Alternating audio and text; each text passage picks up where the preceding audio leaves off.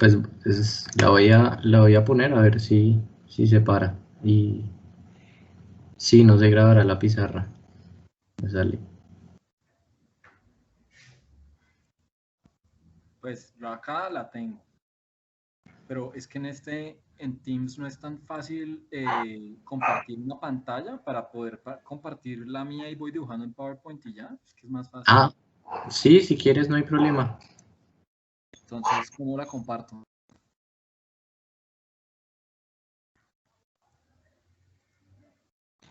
En el mismo cubito donde pusiste lo de compartir la pizarra de Microsoft, el Ah, cuadradito con la flecha, ya, compartes la aplicación o pantalla. listo. ¿Me dicen por favor si ya les sale? Sí, en PowerPoint. Sí, señores. Bueno, entonces arranquemos, pues yo voy a tratar de que no me demore más de media hora. ¿Esta queda grabada, Juan Manuel? Sí, Sí. señor. Me parece clave para que, además porque el semestre pasado la quisimos grabar y no se pudo, pero me parece bueno para que la tengan los estudiantes y el que haya faltado. Listo, entonces pues vamos a arrancar. Muchas gracias a todos por su atención. Pues, si no se oye bien o algo me confirman por favor. Pero entonces, digamos que básicamente esta charla lo que trata de hacer es indagar sobre las relaciones que establece la arquitectura por medio de los límites con el paisaje. Entonces, le hemos puesto muchos nombres, la hemos dado muchas veces, pero básicamente lo que me interesa es generar en ustedes una pequeña conciencia sobre lo que supone el enfoque sistémico en arquitectura. Uno podría hablar de sistemas, que es como una forma de decir la cosa, en donde lo que queremos es que ustedes empiecen a entender a partir de una mirada pues mucho más incisiva de los proyectos, cómo hay unos temas que generalmente nosotros les damos unos, por ejemplo, el paisaje o la vivienda en el caso del centro histórico o del norte, que es o un sector pues tradicional, patrimonial de conservación que necesita cierta renovación cuidadosa, o la expansión urbana, que es un tema tan complejo. Eso pues supone dos formas distintas de entender un mismo problema. Actuar dentro de la ciudad o actuar en los bordes de la ciudad. Y todo esto es simplemente una herramienta que supondría uno pueden ustedes utilizar de diferentes formas. Voy a arrancar hablando de lo obvio, que es lo que se obvia. Estamos montados en una bola que es el planeta Tierra, que va girando alrededor de una mucho más grande, que es el Sol, y que es tal vez una de las cosas que uno como arquitecto más debe entender en la vida, y es cómo ese planeta, que tiene unos momentos, estos momentos que están acá son los equinoccios, en los extremos están los solsticios de invierno y verano, que varían si uno está pues en latitud norte o sur, y que tiene que ver con que la Tierra y sus casi 23 grados de giro, o más bien de el ángulo de rotación, hace que cuando uno mira en zoom el planeta, pues hay una zona que es la que nosotros habitamos, que cuando está por acá, pues recibe mucho sol de una parte, cuando está por acá, recibe otro sol de otra parte, y lo mismo cuando están los equinoccios y demás, y eso mal que bien va girando y va girando todos los días en sus ciclos cortos de día y noche a lo largo en los ciclos cortos del día y noche, que es el ciclo del día a lo largo del año, y va generando una zona que es la zona de convergencia intertropical, y que esa zona es muy importante entenderla y saber que nosotros estamos habitando en ella, porque es la zona que mayor radiación recibe del sol durante el año y que por ende además es una de las zonas de mayor biodiversidad, y que es una zona que va a tener aire caliente, y que por tener aire caliente va a generar todo el movimiento de los vientos y las aguas en torno a esta zona. Y entonces uno empieza a entender que esto que es el sistema solar contiene un sistema planetario del cual somos parte, y que como país que estamos en la Unión de las Américas, digamos, pues hay un sistema de montañas que es la que viene desde el sur, y que es la cordillera de los Andes, que si uno hace un corte por Colombia, pues va a entender que no es un tema menor, en tanto que esta que es la cordillera oriental, pues va a recibir una cantidad de vapor de agua que moviliza todo el tiempo el planeta, por esto que estamos diciendo, con los vientos alisios, y con otros vientos que van a venir de nororiente, de oriente y de suroriente y que se estrellan acá en estas montañas, que van a generar todos los movimientos de agua que van pues hacia la región de la Orinoquía, pero también hacia lo que es nuestras cuencas del río Magdalena, que llega por medio del río Bogotá a nuestras casas. Es decir, cada gota de agua de nuestras viviendas va a ser parte de este sistema hídrico, en donde por acá montados en la cordillera oriental vamos a botar a las diferentes calles, cuencas, quebradas que componen la estructura urbana y la estructura ecológica de Bogotá, no solamente de manera superficial, sino también por el subsuelo con unos acuíferos, y todo eso va a llegar a los ríos de nuestra ciudad, al río Bogotá, al río Magdalena y luego al mar Caribe, para así volver a dar unas vueltas. Entonces uno empieza a entender una cosa que me parece fundamental que ustedes entiendan, y es que alrededor de todos estos sistemas hay una idea de continuidad. Es decir, todo está conectado y todo es parte de una forma de entender la vida en el planeta. Uno podría llegar a aseverar que el planeta en sí mismo es como una especie de gran ser vivo que respira, que recibe energía del sol todo el tiempo a sus más de 4500 grados Kelvin y que por ende, pues nuestro ojo ha evolucionado para recibir de él algo que llamamos luz y que esa luz pues no es otra cosa que una parte visible del espectro electromagnético que en realidad va de los 350 a los 750 nanómetros, que un nanómetro es la milmillonésima parte del metro, y que esas mini ondas de energía que entran al planeta todo el tiempo, pues van a generar en nosotros una forma de relacionarnos con el universo que me parece que es fundamental que ustedes tengan en cuenta. Y entonces nosotros, que somos el ser erguido, que es el único animal que ha logrado pararse sobre el horizonte y por esa razón lograr entender el cielo y su relación con el suelo, pues va a ser todo un tema en este taller, en tanto que ese sol que está allá arriba, que vemos y que es parte de nuestro horizonte, que en el caso de Bogotá, pues es un horizonte cóncavo, no es un cielo plano como el que podría ser en Santa Marta o Cartagena cuando uno mira hacia el horizonte, sino que en el caso de Bogotá, pues tiene que ver con esas concavidades de los cerros orientales y su permanente vínculo con la sabana, que como ya dijimos, pues es un vínculo milenario y que es sobre el cual culturalmente nos hemos ido soportando en los últimos años. En Bogotá, como ustedes ya saben, el sol donde nada el agua, que es el oriente, y es un sol que va a morir en occidente como en todo el planeta, pero que en el caso nuestro pues va a establecer un vínculo con la sabana, con la parte plana, mientras que su nacimiento pues es la mirada de Monserrate, de Guadalupe, de los cerros tutelares, que como ustedes saben son sagrados para la mayoría de las culturas precolombinas, y que eso va a tener que ver con lo que nosotros tenemos en el corazón, que finalmente es pues la memoria de estos paisajes que se han venido construyendo. Recordar es volver a pasar por el corazón. Y entonces este ser que está parado en el horizonte mirando al cielo y su relación sobre el suelo, o más bien bajo el cielo y sobre el suelo, como dirá Heidegger, tiene no solamente esa condición espacial, sino que va a tener una condición temporal de entenderse hoy, en el presente, como parte de un pasado que se proyecta hacia el futuro. Eso no es un tema menor en este taller, porque aquí no vamos a hablar tanto de diseñar, aunque yo sé que a todos les gusta esa palabra y demás, sino que vamos a hablar más bien de proyectar. Proyectar es lanzar a futuro desde un pasado que entendemos hoy, tratando de vislumbrar qué es lo que va a pasar mañana.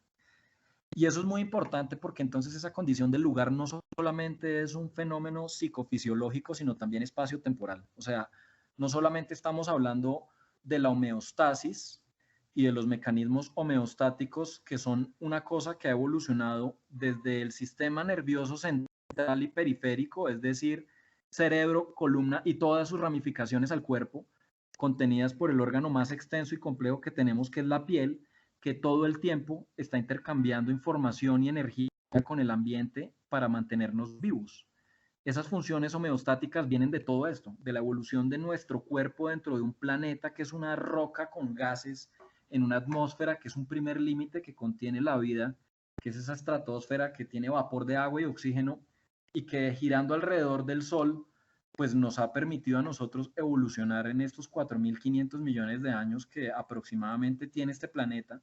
Y esa evolución que está ahí en el paisaje, y esa es una palabra que todo el tiempo quiero que empecemos a mencionar, el paisaje, porque no es, como decía Salmona, lo que vemos, sino lo que somos, citando Pessoa. El paisaje está en nuestra esencia y en nuestra historia, en nuestra cultura y en la manera en que vamos a habitar.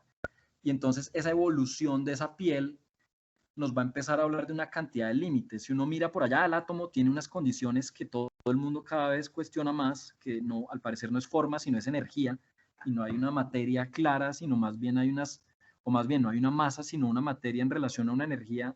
Pero cuando uno mira una célula y entiende que hay una membrana y que por allá está la mitocondria, el núcleo, y que hay un intercambio con todo lo que pasa alrededor de esa célula, que además esa célula puede ser parte de un órgano, como por ejemplo los pulmones o el corazón, que son parte de lo que hacemos todo el tiempo, que es respirar y introducirle oxígeno a la sangre por medio de lo que hay afuera y la introducimos, pues también empezamos a entender que hay un límite, que es esa piel, que ya dijimos que es un órgano fundamental porque es el que va a regular la temperatura cuando hay mucho calor, sudor, vamos a sudar, y cuando hay mucho frío vamos a tiritar, pero esa piel está todo el tiempo intercambiando con el ambiente, con la temperatura y con la humedad relativa.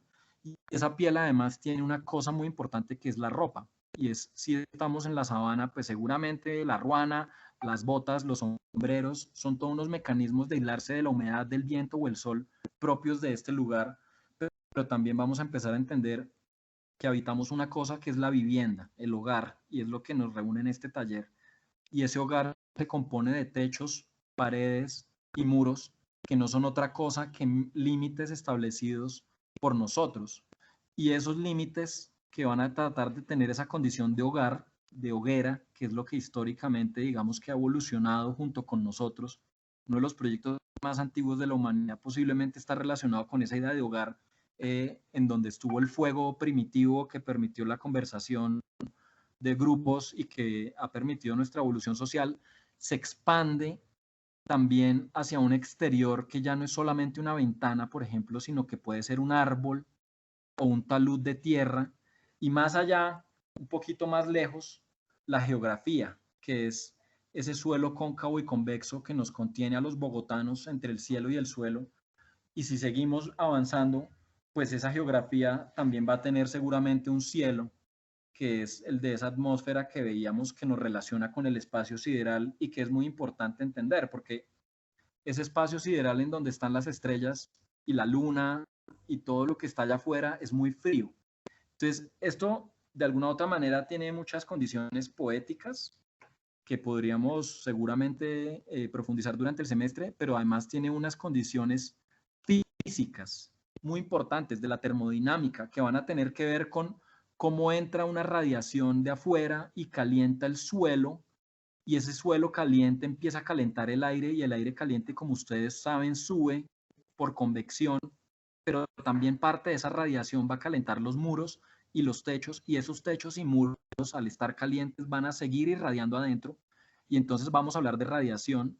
Pero también cuando uno toca la superficie de la casa, un piso o un mueble, pues va a tener un contacto térmico, y también va a haber ahí una conducción de calor de un cuerpo a otro. Entonces, en últimas, vamos a estar hablando de termodinámica, estar habitando acá arriba a los 2.600 metros, lo que quiere decir es que tenemos menos cantidad de aire que nos protege de las pérdidas térmicas de la noche, de lo que tienen alguien que esté, por ejemplo, en Honda o en Cartagena, ya al nivel del mar.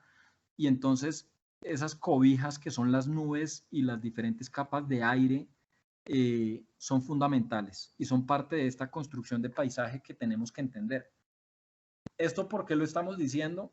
Y entonces es cuando vamos a tener que empezar a hablar de diferentes cuestiones de la arquitectura, porque finalmente, tal y como entendemos este curso, nosotros estamos dentro de una condición cíclica natural, ciclos del día y la noche, de ganancia y pérdida térmica, ciclos de lluvia, ciclos de sequía, ciclos de crecimiento de vegetación, de muerte de la vegetación, eclipses. Toda esa condición cíclica natural, lo que pasa es que nosotros no la podemos controlar, es dinámica. Y como es dinámica, pues tenemos que entenderla de forma sistémica. Por otro lado, está nuestro cuerpo humano, que lo que busca con la homeostasis son las mínimas variaciones dentro del cuerpo. ¿Para qué? Para estar en una condición de confort, que a saber es una condición donde el cuerpo no consume energía porque tiene una condición física y psicológica de bienestar. Eso tiene que ver con luz, temperatura, acústica y otras. Según la actividad vamos a necesitar más de 350 luxes y es una unidad de medida que se va a medir sobre el suelo de trabajo, no sobre el piso. Si es dependiendo del espacio, uno mide los luxes si van en el suelo, en una mesa o en la cama, según lo que esté midiendo uno. Unas condiciones de temperatura y humedad relativa que deben estar cerca a los 18 y 21 grados Celsius. Eso puede cambiar, habrá unos que dicen que tiene un poquito más, un poco menos. Olgiay y varios han indagado sobre ecuaciones que permiten saber según la cultura cuál es esa condición térmica. En el caso de Bogotá vamos a estar cerca o por encima de los 70 y de los 90% de humedad relativa. Este es un clima frío templado o templado frío, pero con cierta humedad. Y acústicamente, pues muchos van a decir diferentes cosas, pero seguramente ojalá uno estuviera siempre por debajo de los 40 decibeles y eso dentro de unas ondas y demás. Y todo este combo empieza a armar una condición física de la forma de habitar. Lo que nosotros, o yo al menos creo, y esto pues lo he ido tomando prestado de muchos autores, esto no es un invento, está Rafael Serra, que fue un profesor mío del máster que estudié en España, hay varios autores, Mauricio Pinilla y Jorge Ramírez han sido unos grandes autores de ese tema aquí en el medio local, pero digamos que todo esto básicamente es empezar a preguntar por unas preguntas, que es una por el dónde, que es cuál es el lugar en donde vamos a hacer el proyecto. Si uno quiere hacer una arquitectura responsable, digo yo, esto es una opinión personal, debería responder al menos estas preguntas. Responsabilidad es habilidad para responder. Después hay una pregunta por el qué, y que también es una pregunta por el a quién, el habitante. Y es una pregunta que tiene que ver, como ustedes sabrán, por la actividad, porque finalmente es muy distinto pensar para un hogar de tercera edad donde la condición, por ejemplo, de sensación térmica es menor que la de un jardín infantil, o es diferente las condiciones de confort que puede haber para una funeraria en donde uno va a soportar menos ruido que para una discoteca, o un edificio de oficinas que su uso es en el día, diferente al de uno de vivienda que su uso es en la noche. Entonces, como pueden ver, son preguntas sistémicas, no son preguntas por la imagen estática, sino por la cuestión dinámica, sistémica. Si me lo preguntan a mí personalmente, me parece que la arquitectura por Pinterest, Instagram y todo esto está teniendo una gran crisis de la imagen. Todo el mundo hace renders chéveres, muy chéveres, y entonces sacan una imagen de una casa que es muy bonita, pero eso es una condición formal, quieta, estática. No es una condición que esté referida a todas estas dimensiones éticas, sino a unas dimensiones estéticas. Y entonces la pregunta por la forma, en el caso de este taller, va a tener que ver por una pregunta dinámica. Y eso es muy importante, porque es capaz de entender todas estas condiciones de intercambio energético que se establecen. No va a ser una pregunta por la figura, que es estática. Entonces, una figura es una foto y una forma, según lo que estamos planteando, es una manera dinámica y por ende sistémica de entender la realidad. ¿Qué pasa con estas dos condiciones conflictivas que tenemos acá? De un lugar que es dinámico y una condición de habitante que intenta ser estática, o más bien que debería no cambiar tanto, porque si uno dice, oiga, entre 18 y 21 grados, ¿qué hacemos en Bogotá donde la curva es así? Y a las 3 o 4 de la tarde estamos como en 20, 21 grados o 22 o 23, pero a las 5 de la mañana podemos estar en 2 o 3 grados Celsius, es decir, la madrugada antes de que salga el sol es el momento más frío y en la tarde justo antes cuando empieza a caer es el momento más caliente. Y si uno mira el confort en Bogotá está como por acá, es decir, está en unas pocas horas del día. Entonces ahí viene la gran pregunta y es por eso que si esta charla se le pudiera poner un nombre sería el de la arquitectura como el arte de delimitación del espacio. Y delimitación es porque cuando uno hace arquitectura está construyendo límites. Y esos límites, de forma abstracta, los pongo acá, tratan de establecer una pregunta por el cómo. Y esa pregunta es la pregunta más importante para nuestro taller, porque la pregunta por el cómo es una pregunta que va a estar referida a la técnica.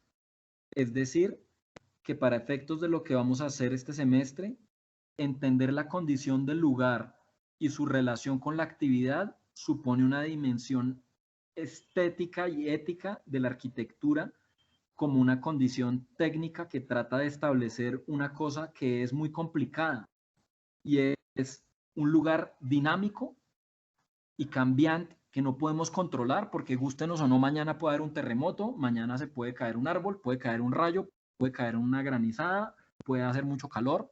Eso lo hemos intentado controlar como humanos, pero no es tan fácil. Y esa condición dinámica y cambiante con una que en términos generales debería ser lo menos variante posible o lo menos, tener las menos variaciones para lograr confort. Cuando de afuera hacia adentro tratamos de técnicamente contestar esa pregunta, estamos hablando de bioclimática. Es decir, entender las condiciones de actividad de cada clima para cada actividad. Es decir, una relación de la actividad, del habitante y el uso. Y cuando estamos hablando de cómo lograr ese bienestar adentro, o más bien, cuando tratamos de buscar el bienestar adentro por medio de la bioclimática, al mismo tiempo tenemos que tratar de lograr un bienestar afuera. Y entonces vamos a estar hablando de lo sostenible. Es decir, de la capacidad que tenemos como especie de satisfacer nuestras necesidades presentes sin hipotecar el futuro o dejar jodidos a nuestros hijos, en pocas palabras. Cuando esta doble condición energética, sistémica, dinámica, como ya se los he tratado de hacer ver, se cumple, aparece la belleza. Es decir, que la belleza no es una condición previa establecida a priori al proyecto, sino que es el resultado dinámico de una condición sistémica, es una propiedad emergente de los sistemas del lugar interactuando con los sistemas del cuerpo por medio de los sistemas arquitectónicos. Si ustedes como proyectistas logran establecer eso y a la vez le meten esa condición de la memoria que es propia del pasado que se lanza un mejor futuro y entendiendo toda esta condición que ya hablamos planetaria, geográfica, corporal, de los muebles, de la diferente escala que tiene la arquitectura, que va desde la célula hasta el cielo, pasando por las paredes, los muros, los taludes, los andenes, los sistemas urbanos, hasta llegar a las condiciones continentales y atmosféricas. Si entendemos toda esa complejidad dinámica de lo que supone trazar una línea, que en arquitectura no es una línea, sino que es un límite para establecer la condición de bienestar del hombre y de los ecosistemas que lo sostienen, siempre va a aparecer la belleza entendida como una noción de equilibrio y armonía. Y a eso le podemos meter, obviamente, una condición social. Entonces, la arquitectura es un constructor de límites. La arquitectura, en últimas, busca la belleza, pero es una belleza que va a surgir de establecer un orden, una organización en donde el lugar, que tiene una condición natural y cultural, se une con la actividad por medio de unos límites dados por la forma arquitectónica. Es como si uno mete esto en un tetraedro, que es una figura que Rafael Villazón nos dejó heredado de muchos cursos y que yo personalmente llevo utilizando unos 15 años, lo usé en mi proyecto de grado, de carrera de pregrado, lo utilicé en la tesis de las 2 maestrías, lo utilizamos en la formulación del Plan Especial de Manejo y Protección del Centro Histórico de Bogotá, lo utilizamos en la universidad y en la oficina.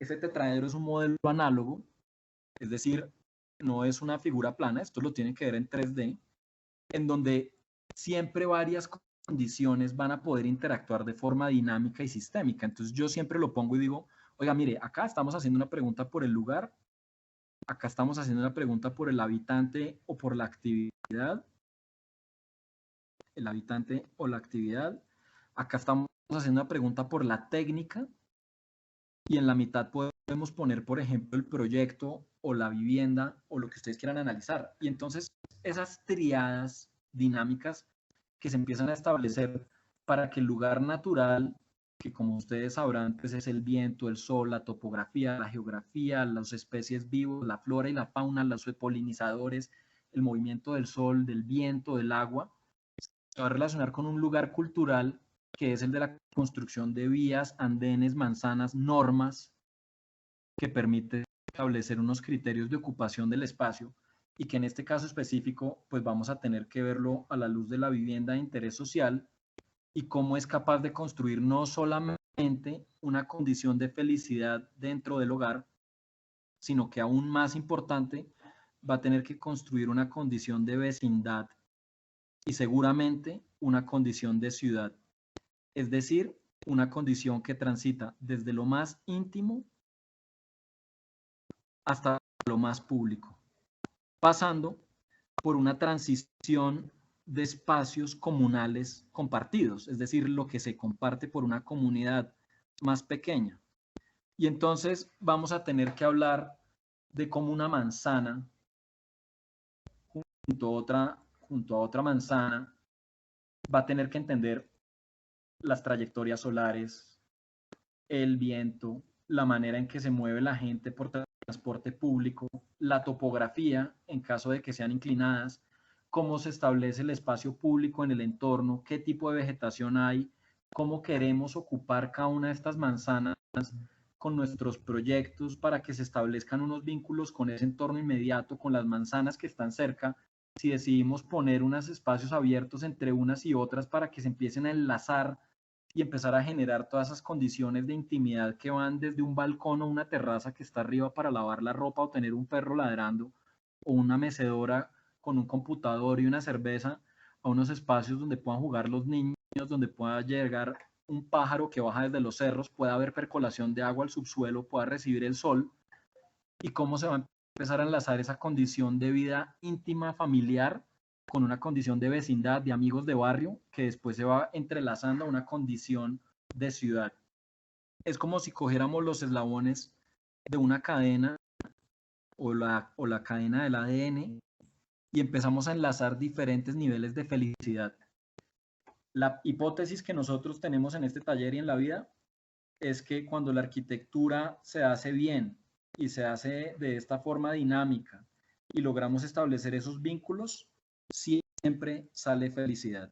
Es una arquitectura feliz, que finalmente es como la finalidad mayor de nuestro oficio.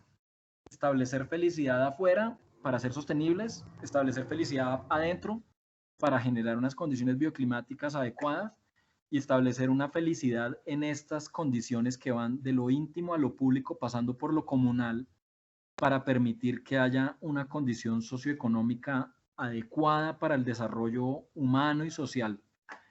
Eso en términos generales, digamos que es lo que hoy quisiera dejar claro. Y es que ustedes como proyectistas tengan la capacidad de análisis, porque finalmente vamos a estar todo el tiempo haciendo un análisis, pensar casi que de manera científica para descomponer todas esas condiciones de la información que están en el entorno, y esta palabra siempre la hemos usado y nos gusta mucho desde hace unos 10 años que la hemos venido usando con Alberto en diferentes cursos, y es cómo introducirle forma mediante una acción al mundo. Información, en términos de este taller, es la manera en que vamos a enlazar estos eslabones de la forma, de la construcción de límites, mediante una condición de análisis y síntesis. Es decir, todo el tiempo vamos a estar haciendo análisis y síntesis, análisis y síntesis. Cada presentación del taller es una descomposición de información que es analítica, que nuevamente se comprime de manera sintética. Es como una permanente condición de ciencia y arte, que se va a empezar a plasmar en unas presentaciones de PowerPoint en donde ustedes nos van mostrando cómo entienden el lugar y lo sintetizan con unas infografías que nos permiten revelar esa condición. Después empiezan a analizar cómo es la actividad del habitante, el uso, para después volverlo a sintetizar de manera gráfica y reveladora y después empiezan a analizar cómo son esas condiciones de la forma establecida por los límites y nos los van presentando a nosotros. Y eso pues va teniendo varias escalas. Entonces, ¿cómo se implanta el edificio? Lo primero, en la manzana, ¿cómo vamos a implantarlo? Es decir, o los edificios y los bloques. ¿Cómo son los mecanismos de acceso? Es decir, ¿cómo se le llega y desde dónde? ¿Cómo tiene la circulación? Y la circulación no solamente es plana, sino que también es vertical. ¿Cómo esto se enlaza a partir de una cosa que hemos llamado el tipo en arquitectura? Y que puede ser desde una barra o una torre y una plataforma o un volumen, y que esto tiene unos anchos y unas condiciones de la crujía que históricamente han hecho que funcione o no. Entonces, ¿cuánto va a tener la arquitectura? No sé, van a escoger ustedes paradigmas de una barra hecha por Rogelio Salmona. Pues mire, las Torres del Parque tienen más o menos 7.5 en el punto más angosto y 11 en el más ancho. Pero Le Corbusier hizo unas más gordas que se llaman las unités, que hay unas de 22 y otras de 25. ¿Cuánto debería tener de ancho o de fondo una torre para que funcione, se ventile y se ilumine? ¿Cuánto tiene que tener una plataforma antes de que le abramos huecos como un queso para que llegue sol a todos los espacios? ¿Cuánto tiene un volumen que puede llegar a tener un atrio en su mitad, en su centro? 30, 40 metros. ¿Y cuánto tiene que tener ese atrio? ¿Cuánto debería ser la relación en corte entre los edificios para que le llegue sol a todos los espacios? Ojalá de 45, pero si no, por lo menos un tercio de la altura esté ancho. Y todas estas condiciones de la forma tipológica van a empezar a estar acá. Y después vamos a empezar a hablar de una cosa muy importante y es la estructura. Entonces esa estructura nos va a definir cómo es el sistema portante del edificio y va a definir además una cosa que son las envolventes, es decir, los pisos, los techos y las fachadas, para llegar después a una distribución interior, un amoblamiento y todo esto dentro de unos órdenes de modulación y coordinación modular, porque tenemos que saber cuánto tienen los materiales, cuánto mide el acero.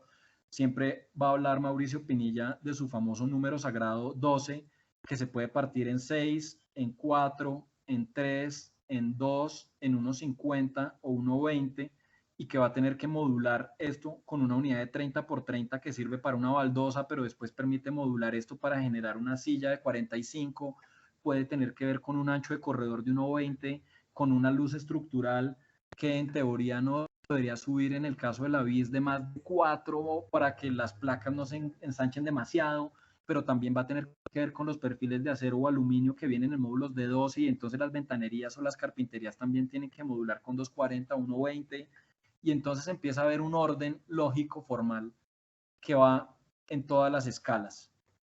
Esto que estamos diciéndoles es en resumidas cuentas el semestre.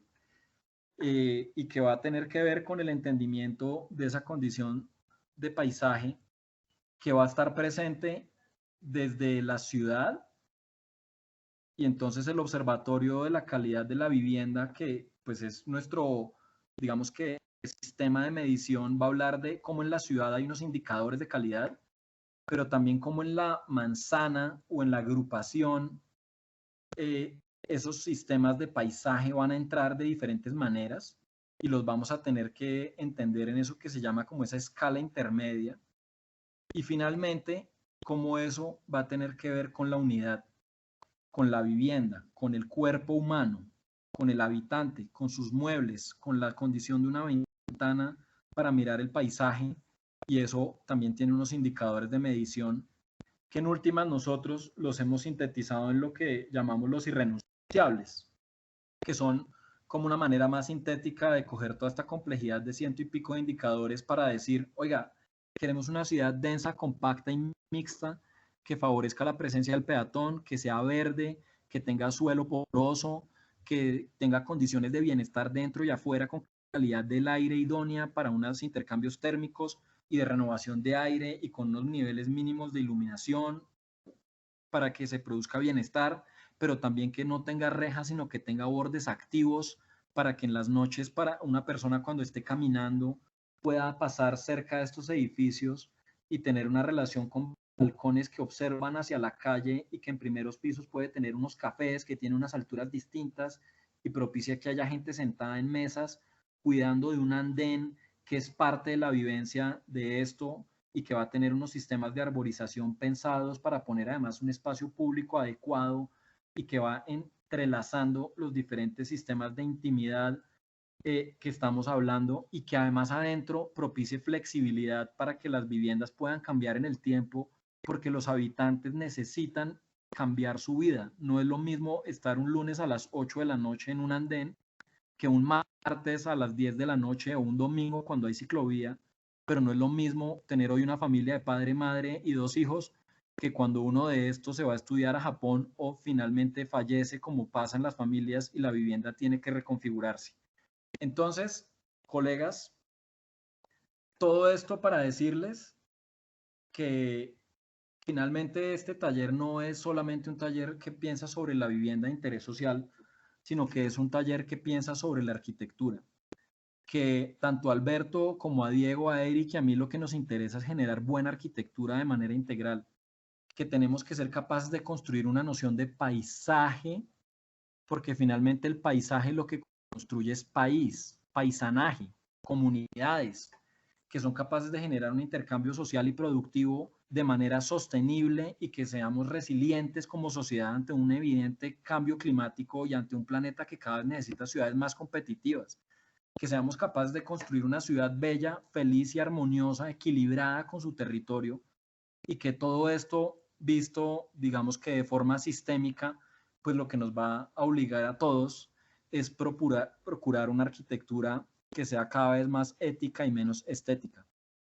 Menos Pinterest, menos porno, menos Instagram y más entendimientos profundos de las lógicas formales que rigen este planeta, la sociedad y la configuración formal de la arquitectura. Todo esto, ya para terminar, es una construcción de límites. Que la invitación que les hacemos es a dejar de pensarlos como límites que separan para conformarlos como unos umbrales que reúnen. Que reúnen ¿qué? Todo lo que hemos separado. Que son capaces de introducir la naturaleza dentro de la vivienda. Que son capaces de sacar la actividad del encierro. Que son capaces de dejar de entender que un muro es algo que puede separar una adentro y una afuera para empezar a construir más bien unos umbrales donde se puedan reunir diferentes colectividades dentro de una naturaleza que es pensada y organizada por ustedes. Esa es finalmente la invitación del taller. Ya para ir cerrando, me tomé más de lo que debía, y es, dejemos de construir límites que separan, dejemos de generar rejas, dejemos de generar muros cerrados y empecemos a construir umbrales, lugares de encuentro, balcones, terrazas, patios, manzanas abiertas, donde esa condición de hogar o de hoguera primitivo que ha ido evolucionando con unos techos, unos suelos y unas fachadas que protegen la vida y la resguardan de la intemperie, pero que propicien por una vida cada vez más colectiva, menos individualista, menos de pensar en el yo para pensar más en el nosotros y adaptada a las demandas que nos exige esta bendita pandemia, en donde nuevamente la vivienda, la ciudad y la sociedad deben generar unos cambios para permitir que haya más naturaleza y más sostenibilidad bioclimática y equilibrio. Eso es todo lo que les queríamos compartir. No sé si me escucha, David. Sí, señor, como siempre, claro y fuerte, señor decano. Es que estoy teniendo problemas de comunicación y ya se terminó su charla, entonces yo sugeriría que ustedes sigan mirando los posibles avances de los grupos que están trabajando con colindantes.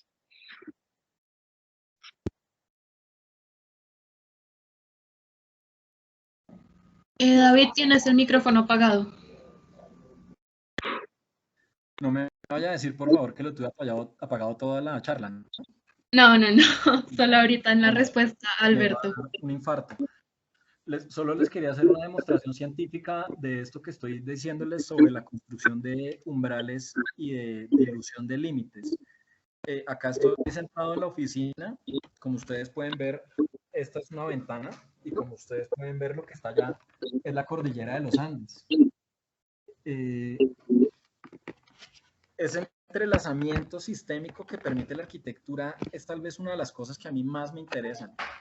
Y acá les voy a mostrar además, pues, lo que supone esto. Miren, esto es un árbol que finalmente es parte de la vivencia permanente de esta oficina y que es una cosa que es muy importante.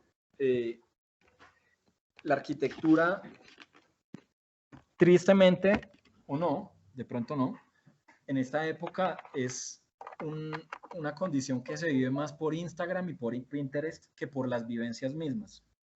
Ustedes tienen un reto muy importante y es tratar de hacer que la arquitectura de la pandemia, de lo que estamos pensando hoy en pleno 2021, atravesando uno de los momentos más difíciles después de la Segunda Guerra Mundial para toda la humanidad, no pierda esa posibilidad de generar amor, o sea, de generar bienestar, que siga siendo una arquitectura que propicie encuentros, que propicie asombro, que propicie revelación, que saque de la sombra, que sea capaz de revelar nuevas condiciones, de abrir fronteras espaciales y mentales, de volver a tener una apertura social para que dejemos el miedo con la reja y el celador y generar más parques y espacios comunales o privados de uso público entrelazados con el espacio público y entre sí, armando ecosistemas.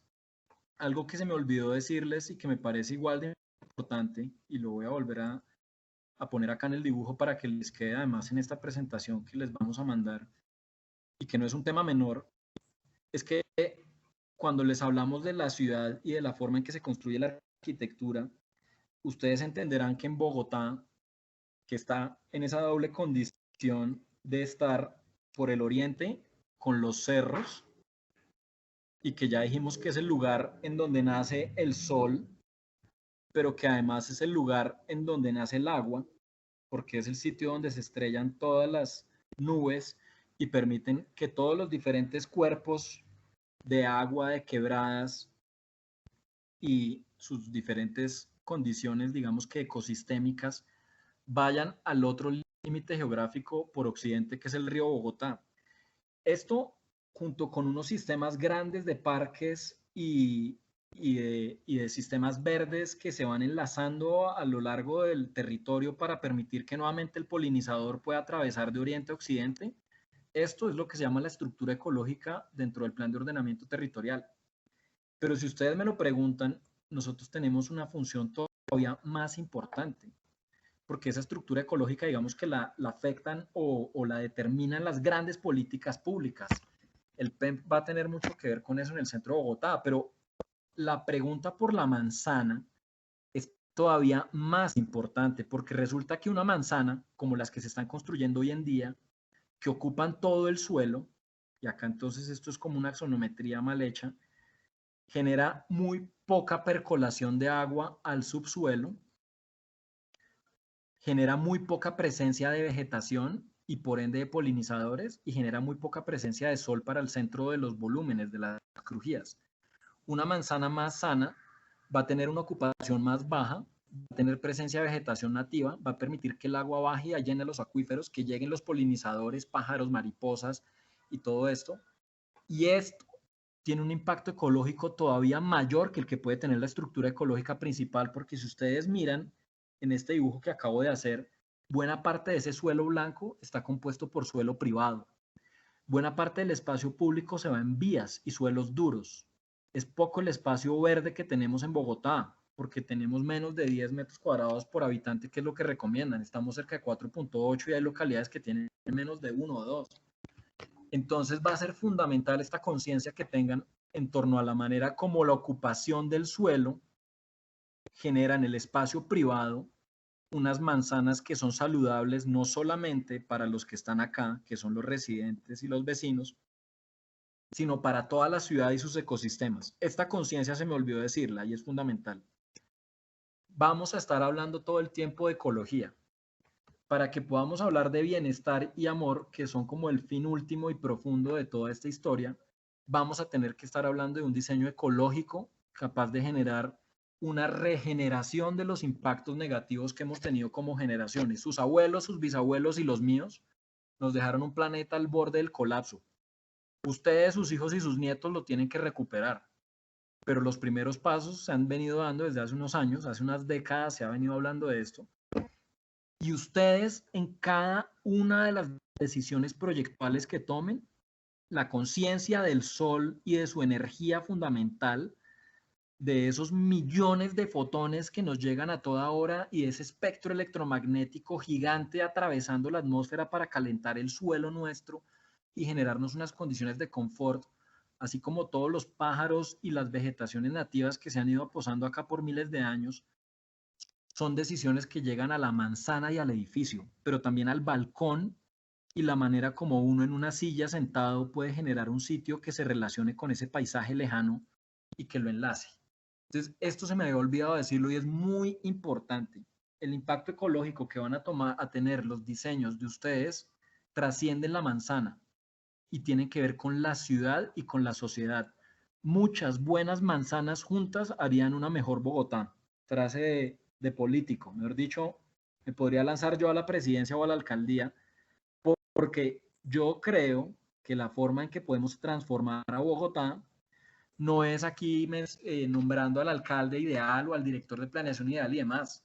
Es creando en esta escala del ciudadano del común unas células de bienestar que cuando se pongan juntas unas a otras sean capaces de establecer un nuevo orden territorial. Es muy berraco cambiar a Bogotá con grandes decisiones políticas. Miren cuánto llevamos en lo del metro. Y es muy fácil, o más fácil, porque no es muy fácil, pero es más sencillo, cambiarla a partir de pensar en manzanas ideales que, como el eslabón de la cadena que les mencionaba antes, sean capaces de reorganizar el territorio.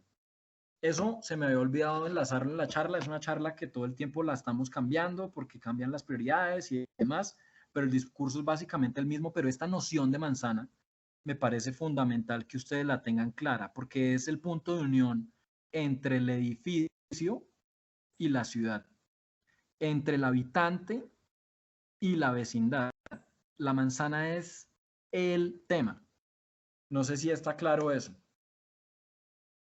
Para que empecemos a hablar ya y yo me callo porque si no sigo acá hablando. ¿Alguna pregunta, observación, comentario?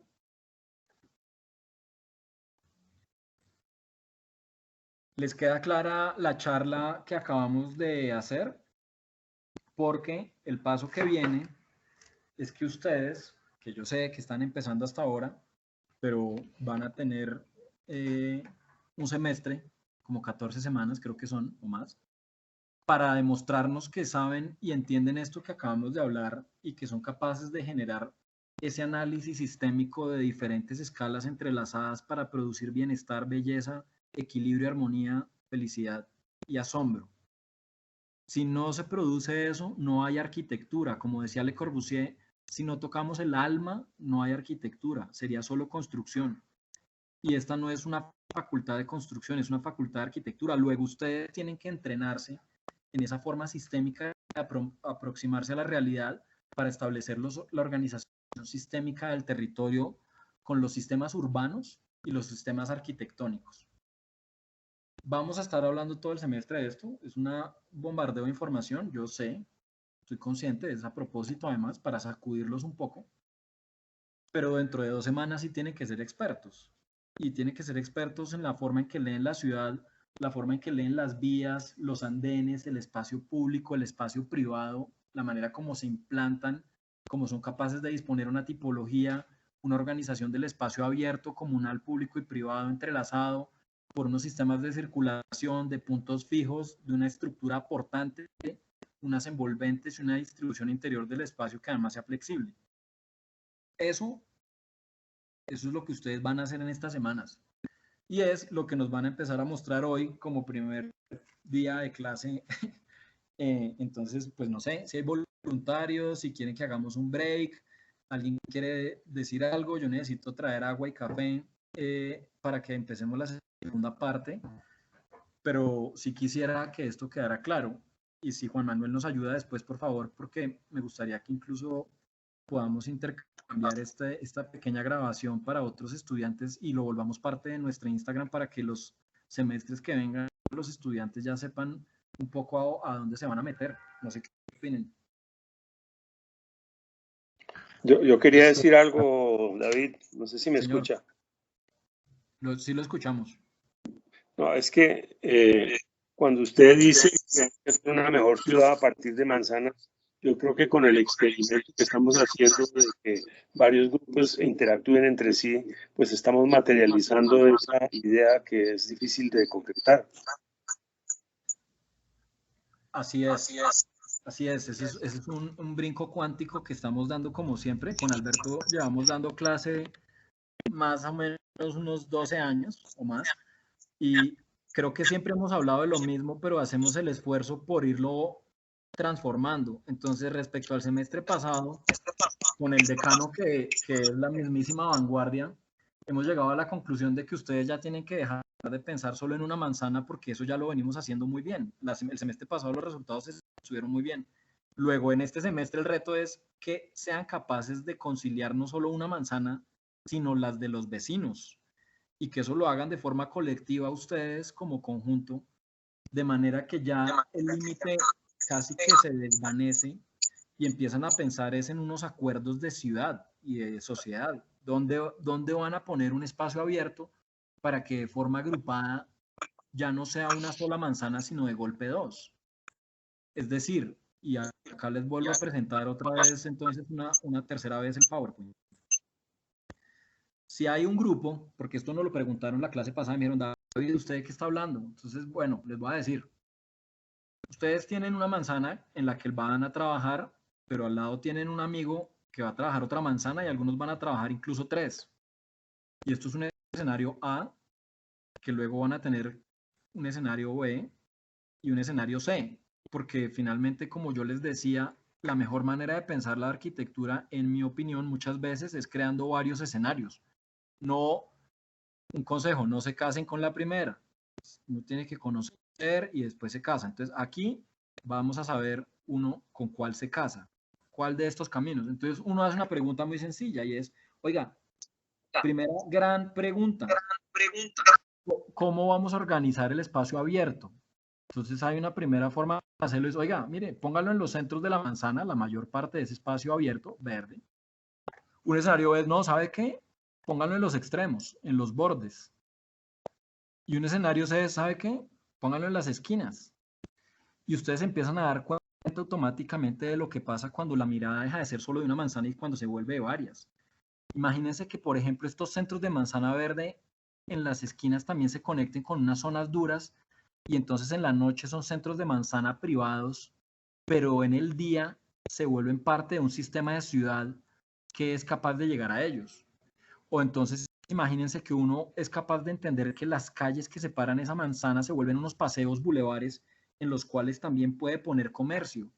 O más aún, si esas zonas verdes empiezan a agrupar unos espacios alrededor y se empiezan a volver unos grandes espacios y entonces uno empieza a entender que el comercio empieza a ser importante y que puede empezar a aparecer en ciertos sitios y que van a empezar a cambiar las relaciones. Entonces miren cómo esto es haber entendido 3 manzanas distintas simplemente con el criterio de organización de espacio duro, verde y comercio, generan unos escenarios maravillosos.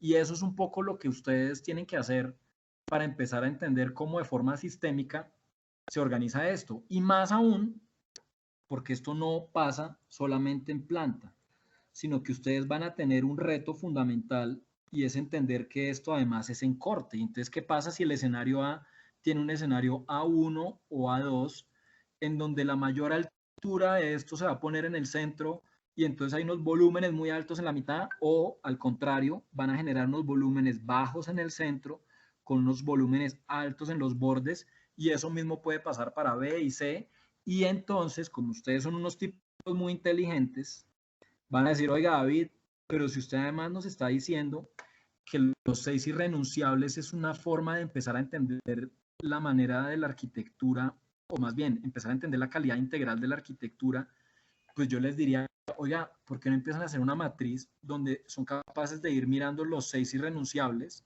a la luz de esos escenarios y les van poniendo un puntaje y entonces no escogen de forma aleatoria, sino que van a poder saber que el escenario A1 tiene un puntaje específico en el irrenunciable 1, pero en otro en el 2, y entonces en 5 minutos son capaces de sacar el esquema básico y ya terminaron la primera entrega tomándose un café o una cerveza.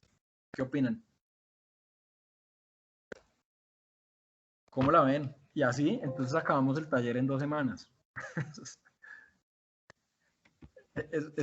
Eso es lo que queremos que el día de hoy empecemos a discutir y que el próximo miércoles nos muestren de forma pues emocionante, arquitectónica. Es a eso a lo que se refería Alberto cuando decía que al unir 2 manzanas vamos a ser todavía más vehementes con esa afirmación de que se puede construir una mejor ciudad desde la arquitectura. ¿Alberto iba a decir algo? Sí, yo quería decir era que los estudiantes están un poquito pasivos. A mí me gustaría que se lanzaran al agua a decir, no importa que se equivoque uno, porque si no el curso pues no va a arrancar en forma. Así es. Entonces, o preguntan de forma aleatoria o empiezo a escoger por nombres. Tienen unos cuantos segundos para decidir. Sí, porque yo tampoco creo que todo pueda estar tan claro como para que no haya una pregunta, una afirmación, que alguien se pare a insultarme, a decir que qué es esa arrogancia, todas esas cosas. Yo sí creo que, o que diga que está profundamente conmovido, o que ya entendió todo, o que se va a ir a estudiar medicina. Creo que esto debería suscitar varias cosas, ¿no? Esto debería ser un diálogo. A ver, acá alzó la mano a alguien.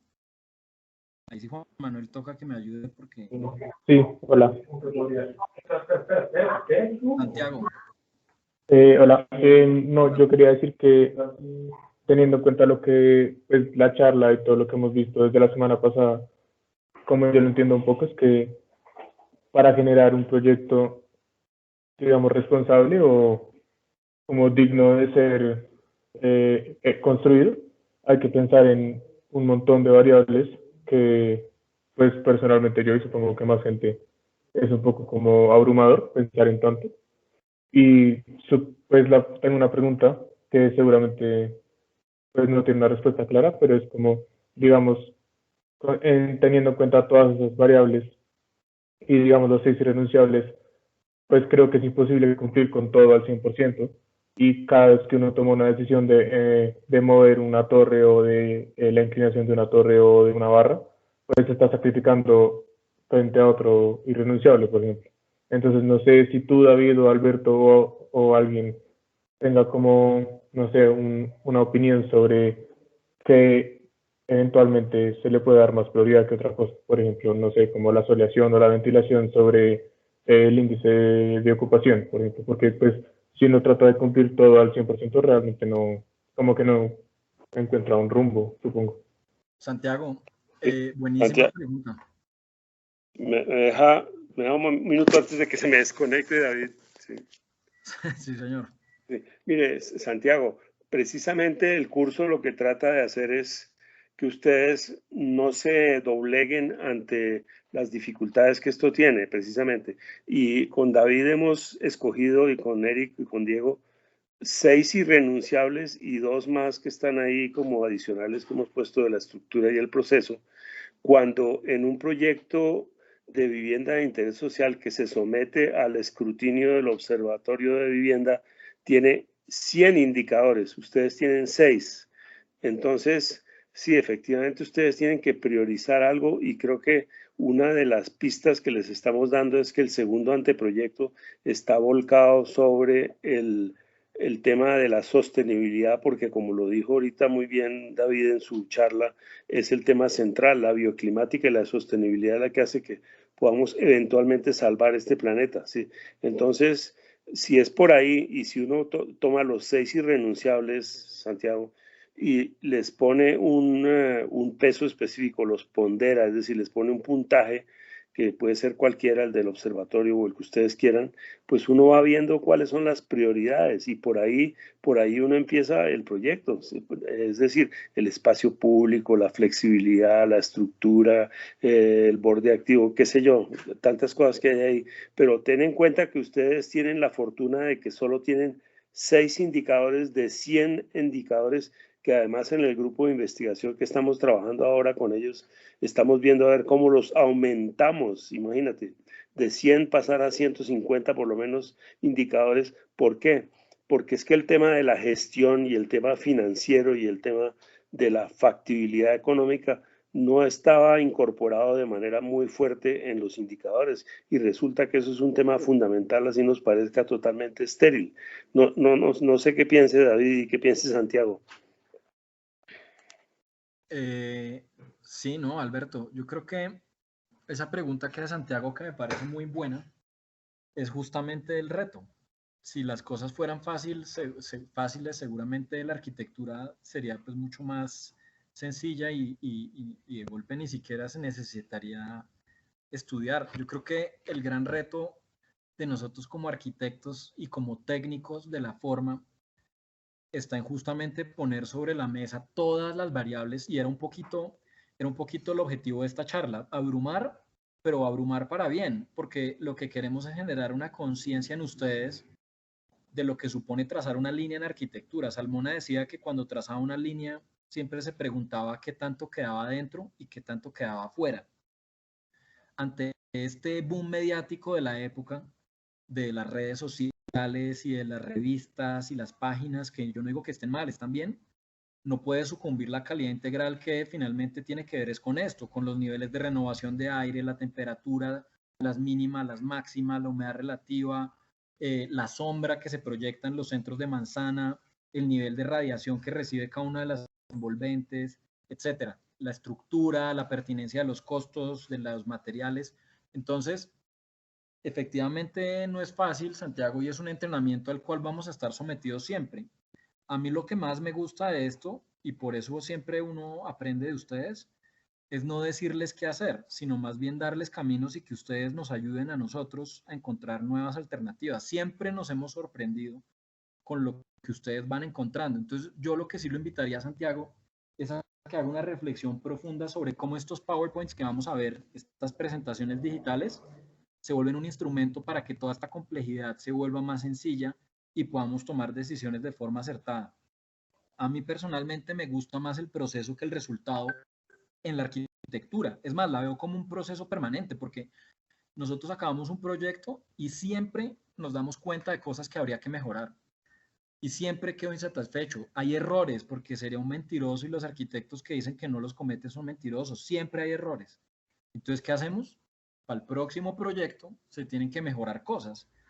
Y esa permanente, digamos que forma de proyectar nos ha permitido o nos permite en el taller ir generando estos documentos que son los que ustedes ya tienen de los estudiantes de semestres pasados, que tienen que servir de base para lo que van a hacer. Ustedes no arrancan de cero, arrancan de lo que ya ellos han hecho. Entonces me interesa mucho que ustedes en sus presentaciones precisamente logren poner la complejidad de una forma tan reveladora que sea elocuente. Y lo que nos ha dicho la experiencia es que una buena manera de hacerlo es generando estas matrices de calificación, donde en este caso lo que les estamos diciendo es, oiga, respondan a 3 preguntas, a 3. ¿Dónde, qué y cómo? Lugar, actividad y técnica. Y usen 6 criterios, que son los 6 irrenunciables. Listo, ya, terminamos. Está fácil. Podrían ser 400 preguntas con 500 criterios y la matriz sería mucho más compleja, pero solo con esas 3 preguntas y los 6 irrenunciables, traten de demostrarnos cómo es la mejor manera de generar este esquema básico. Y eso es un poco el primer reto que se nos viene. No sé si es claro lo que decimos. Sí, totalmente de acuerdo. Solo, o sea, mi comentario va más a que incluso con los 6 irrenunciables, o pues los 8 irrenunciables que tenemos en el curso, a veces pues hay que priorizar uno sobre otro. Entonces, lo que yo he pensado en estos días sobre cómo abordar pues nuestro proyecto es definiendo, pues digamos, mi pareja y yo, que es, digamos, lo más importante para nosotros, pero no pensando en nosotros, sino pensando justamente pues en el qué y el cómo y el dónde. Voy a ir a comprar un pan de yuca. ¿Es que te queda Raúl? Sí, efectivamente, Santiago, es que esto no es fácil. Si fuera fácil, pues no sería un reto como estamos planteándoselo. Entonces, pues yo creo que el punto de partida es claro que son los irrenunciables. No sé qué piensa Manuela, que está ahí. ¿Qué opina? Pues sí, o sea, como que a mí lo que he cuestionado un montón en estos días es como sí, o sea, obviamente hay que tener sus responsables, pero todavía como que no hemos llegado al punto en donde están esos retos gigantes de lo que todo el mundo habla, como que con mi compañera empezamos a soñarnos espacios chéveres, pero como que siento que nos hemos chocado con la realidad que siempre hablan, como de los costos y la estructura y todo eso. Y sí, como que obviamente, pues me gustó mucho lo que decía David en la charla, que es la belleza es, o sea, la belleza como que se da cuando las otras cosas funcionan y siento que eso es crucial en una facultad como la nuestra y pues, por ejemplo en mi caso que vengo de unidades muy estéticas y muy plásticas en el buen sentido, pero como que siento que eso es algo muy bonito que tú acabas de decir, pues que David dijo que la belleza se da cuando las cosas funcionan y que cuando la vivienda genera felicidad.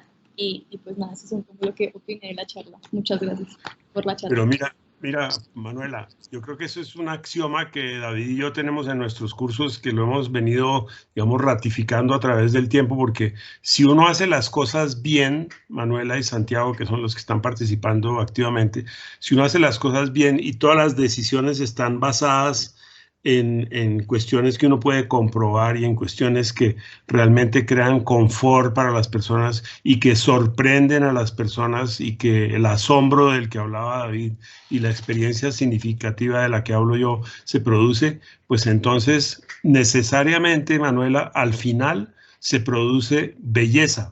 Sí, que es lo que estabas hablando. Pero no es que uno busque la belleza por sí misma, es decir, voy a hacer un edificio en forma de sirena de mar porque me parece lindísimo. No, eso no tiene sentido, ¿sí me entiendes? Lo que tiene sentido es ver cómo las decisiones, y yo te lo puedo garantizar y a todos se los puedo garantizar, si las decisiones son correctas y se van tomando de una manera honesta y ética y responsable con el medio ambiente y con el planeta y con la arquitectura y con la ciudad, al final se produce belleza. Eso es inevitable porque la belleza es cuando las cosas caen en su sitio y están ordenadas de una manera lógica. Creo yo, pues, no sé, David, si quiera complementar eso. No, creo que coincido con todo y creo que y me parece muy buena la síntesis que además logró capturar Manuela. Entonces, el gran reto es cómo empezar a hacer eso visible. Y yo ahí les doy una recomendación y es que a retos complejos hay que cogerlos con cierta humildad. Uno cuando es joven, como ustedes y como era yo, a veces cree que se las sabe todas y con el paso del tiempo se da cuenta que uno no sabe tanto. Entonces lo que les propongo es que de manera muy sencilla, porque lo obvio es lo que se obvia, en una presentación de PowerPoint vayan armando unas diapositivas en las que todas las reflexiones las van poniendo de una forma muy sencilla. Entonces, borde activo respecto al dónde, ¿qué quiere decir? Bueno, borde activo respecto a la actividad, ¿qué quiere decir? Borde activo respecto al cómo, a la técnica, a la delimitación, ¿qué quiere decir? Y eso lo va dando un pequeño recetario que sin prejuicios o sin punciones o sin prefiguraciones formales que todos tenemos porque a todos nos han bombardeado. Ahorita Instagram es violento, pero en mi época también lo eran los libros y entonces el movimiento moderno y la estética moderna era muy seductora y quitarse a veces esas imágenes de la cabeza era difícil, entonces uno lo que terminaba haciendo era repetir imágenes en vez de tener conciencia. Yo creo que la recomendación es hagan estos PowerPoints del esquema básico de una forma muy sencilla, en la cual van tratando de responder a unas preguntas de forma muy lógica y van viendo cómo la forma va resultando de ese análisis y de esa reflexión antes de la seducción que todos tenemos de producir la imagen que vi en Pinterest, buenísima porque estuvo publicada en Rotterdam de un proyecto que me fascinó, que tristemente es como además nos cogen los clientes ahora para arrancar un proyecto. Mire, es que arquitecto, ¿sabe qué? Casi que usted ya no tiene que hacer nada, me dijeron a mí hace poco, porque ya tengo una carpeta de Pinterest con 200 imágenes. Entonces, no, pues, entonces ya para qué me llaman. pero resulta que eso no es nada, porque esas fotos no quieren decir nada en últimas. Esas fotos que pueden colgar diferentes personas en una red social no dicen nada más allá de que la foto está chévere, pero se están entendiendo los intercambios térmicos, se está entendiendo la cultura, se está entendiendo la composición, la modulación, las lógicas, ¿no? Finalmente, eso es un resultado formal de algo. Y acá lo que vamos a tratar de hacer es pensar en el proceso de pensamiento que lleva a unas decisiones formales que se vuelven unos lugares habitables. Y esa lógica es lo que queremos que ustedes nos empiecen a mostrar, la manera como van a componer.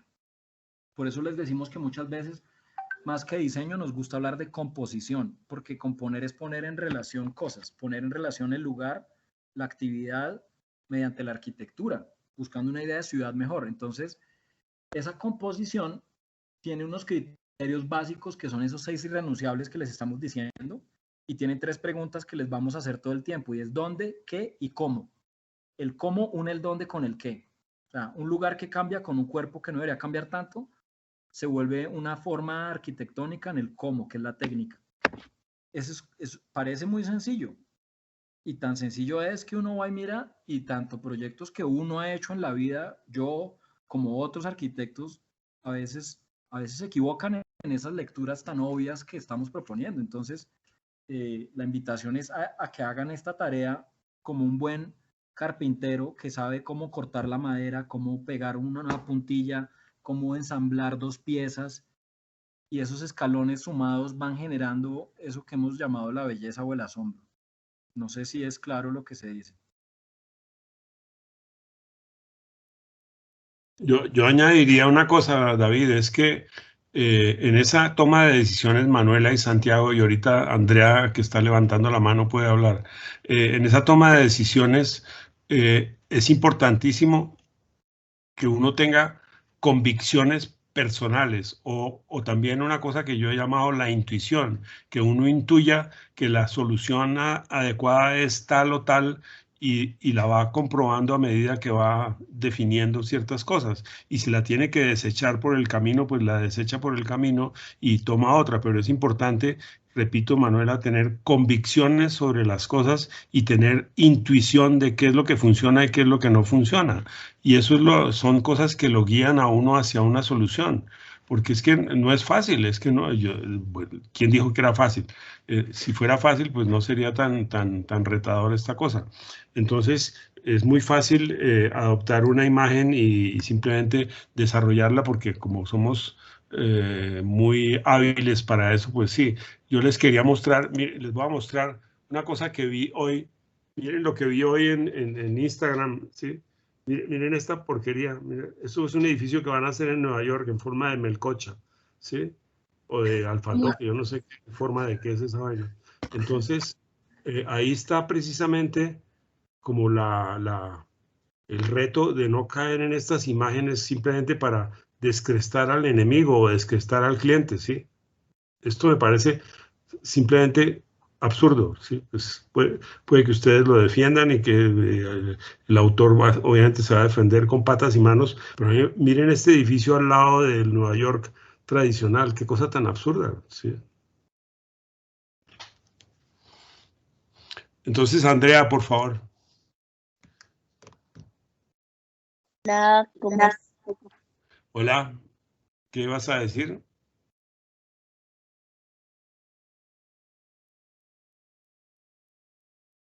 Andrea Rodríguez Ortega se desapareció. Estaba hablando con el micrófono apagado. Bueno, Perdón. sí, eso me parece una idea buenísima. Les estaba diciendo que muchas gracias por la presentación, en verdad muy interesante ver cómo todos estos temas que siempre nos han mencionado, pero nunca los han unido, llegan a unirse, y me pareció muy chévere. Y yo tenía una pregunta un poco más, como una duda que estábamos teniendo con mi compañera, y era si podíamos hablar un poco de todos los irrenunciables, como hasta dónde tenemos que llegar con cada irrenunciable. Siento que los mencionamos hace 8 días por encima, pero no como en detalle, y creo que a todos nos serviría mucho. Bueno, Andrea, pero mira, tú tienes los irrenunciables descritos de manera extensa en el programa, ¿verdad? Supongo que lo miraste ya, ¿sí? Sí. Bueno, entonces ahí están explicados de la manera más clara posible qué significa cada irrenunciable. ¿Y qué papel juegan en este taller? Pues el papel es exactamente el mismo para todos. Tú lo vas a ver cuando empieces a recibir las rúbricas de cada uno de los ejercicios y de los anteproyectos en los cuales cada uno de los irrenunciables tiene un peso específico y eso es lo que genera la nota. Si tú cumples con el irrenunciable de manera perfecta, pues sacas una muy buena nota, y si la cosa es deficiente, pues la nota es menos buena, ¿sí? Entonces, el papel de los irrenunciables en este curso es de los 6 irrenunciables centrales y los 2 accesorios que pusimos, que es la estructura y el proceso que ustedes llevan, pues son finalmente la espina dorsal de la manera como evaluamos los proyectos de ustedes, la manera como nos hemos inventado, si se puede usar esa palabra, con David, con Diego y con Eric, de evaluar sus proyectos es a través del cumplimiento de esos irrenunciables, Andrea. Ahora, lo importante es leerlos 80 veces hasta que uno entiende de qué significa cada uno. Si quieres, como tú dices, los podemos ir revisando. Ve planteando, ve diciéndome uno por uno y si quieres vamos hablando de eso con David.